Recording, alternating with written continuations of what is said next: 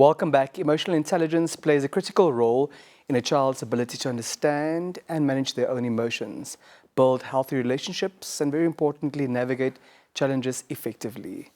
Developing emotional intelligence does not only help children to succeed academically, but also to thrive socially and emotionally in an increasingly complex world. Joining us this morning is Cinde-Lee, a psychological counsellor, here to speak on raising emotionally intelligent children. Good morning, ma'am, and welcome back to Good Morning Namibia. Good morning. It's so lovely to be here on this cool and rainy morning, so thank you for having me. How has 2026 been treating you thus far, Cinde-Lee? So far, sailing into it quite nice and slow. It's been good, thank you. And when yours? Also starting off gradually, yes, but now the momentum is there. It's kicking off, yeah. Yes, and embracing all of it. Exactly. Yeah. Yes. First things first, what does emotional intelligence mean? What is it? Okay, so emotional intelligence is the ability to recognize, understand, manage, and express our emotions. Not just our own, but those of others. It's having self-awareness. It's being able to self-regulate. It's having empathy, being able to motivate ourselves. I always say, in simple terms, it's being smart around our emotions. So not ignoring them, not suppressing them, not shoving them to the side, but dealing with them, handling them effectively. So yes, in a nutshell, that is what emotional intelligence is. Is one born with it or is it taught? I would like to believe that there is definitely components of both, but I would say in our society and growing up myself that there is a large amount of it being taught and being modeled to you. So it's like we say, muscle memory. So if I'm constantly exposed to something, if it's taught, if it's engraved within me, the ability for it to come forth stronger is much more possible. Reflecting on what it is and reflecting on whether or not it's taught and or it's something that's innate to us. Speak to us about why it's important to raise emotionally intelligent kids. I mean, children can already experience emotions before they're even able to say it or express it. So it's very important to help model that so that they are encouraged to cope with their emotions effectively, whether they're frustrated, whether they're angry, disappointment, even good emotions. How do they harness that? How do they express it in a healthy way? It's very important. And just, it builds a foundation. If children are emotionally intelligently equipped, it builds a foundation for them to be confident, to be resilient, and just to manage things effectively and in healthy ways. Yes. The reality is not everyone is emotionally intelligent and not all parents are emotionally intelligent. What impact does that have on the child?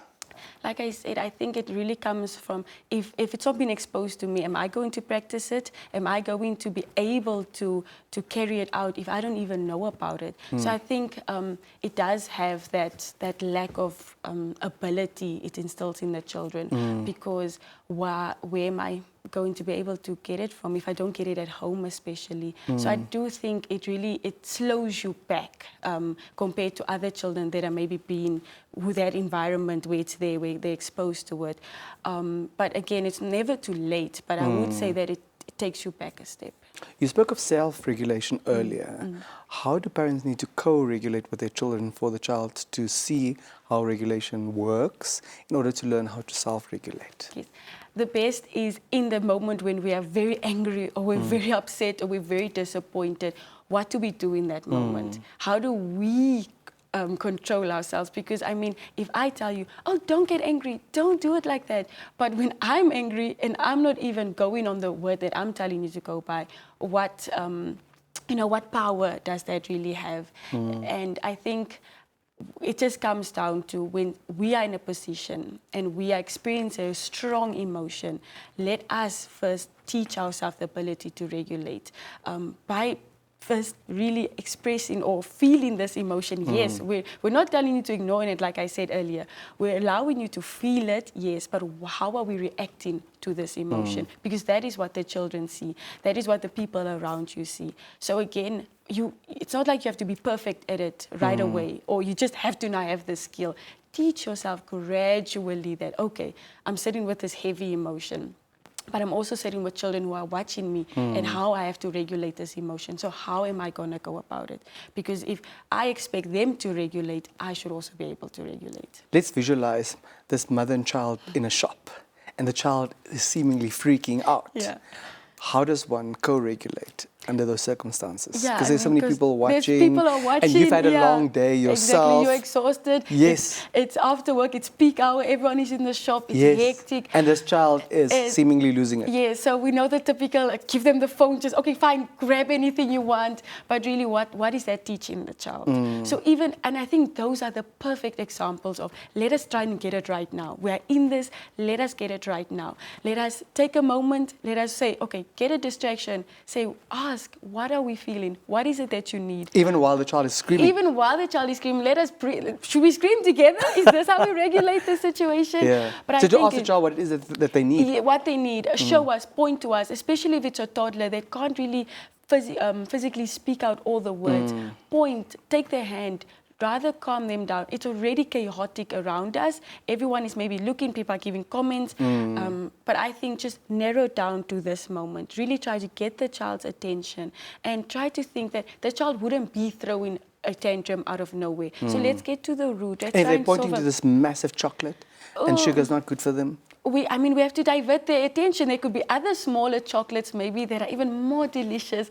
I think children are so innocent in that area. Let us just try. Let us just give the effort. It does take effort at the end of the day. But if you're willing to do it, that is the narrative that you are creating for the child. 4 times later, now that we've gone shopping, you'll start to see how children actually behave, because there's set a tone, there's now an expectation, there's this and this. Sometimes even brief the child in the car before we go into the shop. This is what we're going to do. If you're not going to follow the rules, maybe you should stay behind. You know, those type of conversations allow children also to step up in their ability to regulate and understand a situation. That brings us to the question, what impact does emotional intelligence have on our social skills, on our relationships, and maybe also ultimately even on our academic performance? Yes, so if we look at socially, it helps us communicate better. It helps us resolve conflict. And again, also just knowing what's right and wrong in a situation, how to have that discernment. When we look at it from an emotional side again, how do we deal with stress? How do we deal with strong and fierce, big emotions, but how do we deal with it effectively? It really gives us that ability to do so. Like I said, we teach ourselves, how do I respond in this moment to this? And then we look at it academically. If I'm already somewhat in a controlling setting around my emotions, imagine the good focus that I will have, my improved attention in class, because my emotions aren't bothering me right now. I've handled that. So now I'm in a better position to receive socially and academically what is happening around me. And we're just able to really thrive in those areas because we have a type of control around it. What happens if one is co-parenting with someone who may be lacking emotional intelligence? Because you're trying to teach the child one thing and the child's other parent is perhaps not honoring that. Yeah, not up to par with the standard that we're starting to set. It really is a very complicated situation, and I can just imagine how difficult it is to navigate around that. And I think, again, it comes back to us as adults. What is the standard that we are setting?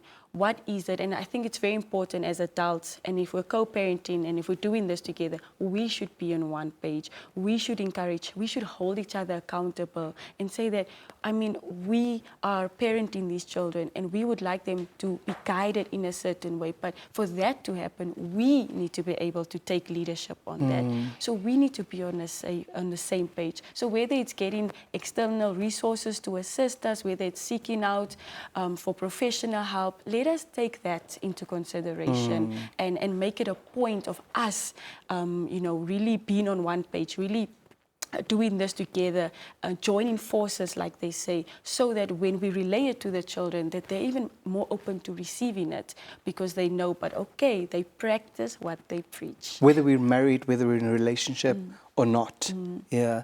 What other practical strategies exist to model self-awareness and to model empathy and to model compassion? One of my favorite quotes to live by is, when you name it, you tame it. So let us first name emotions. Let us be open and vulnerable to saying, hey, I see you feel frustrated, I see you are upset. So now we are saying that, yes, we acknowledge that emotion. And from there, we then take it. What will be our response to this emotion? And again, like I mentioned earlier, the modeling, it's so, so important. Many times, children just behave on what they see. I can never stop emphasizing how important it is to model regulation, awareness, your ability to handle and be in control of your emotions. And rather, first validate before we correct. I think it's very, very important, especially in our Namibian context. If you do something wrong or something happens or you now experience this emotion, now we are all on this high emotion and we're just taking or shaming it. Or shaming it, exactly. And there's not really now an openness to how do we go from it. So I would rather say, first validate, and then we guide, and then we correct. If I know that, okay, mom or dad see that I'm upset, they acknowledge that. And now through my upsetness, I am guided. I am more open to receiving that guidance than just it being invalidated. So validating would mean saying to the child, I can see and hear that you're very upset right now. Yes. And that already anchors them. Yes, it does, because now you feel heard, you feel seen, you feel understood. And I just, even at our grown age, imagine also another human being validating us like that. What does it not do to you? So that already gives you a boost in that emotion and then allows you now to be open as to how to go about it. My sense is that many Namibian parents still resort to corporal punishment as a means to intervene and guide. What impact does that have? I think also it really just takes us steps back instead of moving forward. Because at the end of the day, what is the intention and the aim and the point of you punishing me? And are we going to get to the root? Do we ever get to the root point if the response just remains at that? And there's no really growth, there's no nurturance from that. I remember, and it's a violent form of punishment. Exactly. And now again, the connotation. I'm going to remember, okay, anger, violence. That's just, I'm going to grow up knowing that. Feeling sad, being scolded. I'm going to remember it like that. So it really also, again, makes us have this very negative narrative around emotion and sharing and expressing emotions. If I know I did something wrong, there's so many other ways to show it to me, to explain it to me, than just having to resort to violence. I do get it's a very open for debate type of conversation, but at the end of the day, we need to understand what is the basis of this punishment. What does it serve? If my child still doesn't understand the emotion and the reason behind it, what good did it do for them? So that is just that type of relationship I would rather have instilled.